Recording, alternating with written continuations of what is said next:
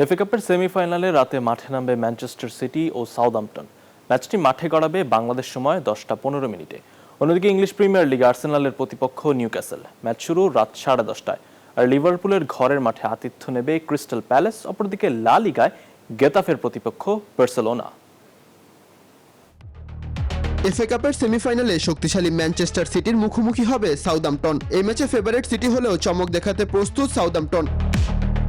যুক্তরাষ্ট্রের 1 নম্বর gym chain gold gym এখন আবারও বাংলাদেশে। বসুন্ধরা আবাসিক এলাকা ও বসুন্ধরা সিটি শপিং মলে।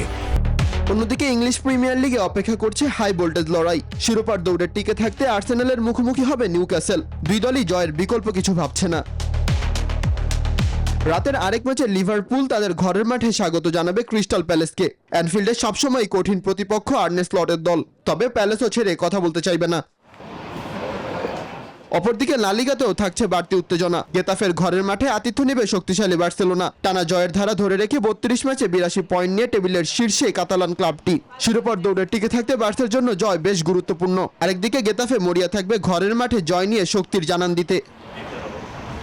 মাহাদি হাসান, নিউজ 24।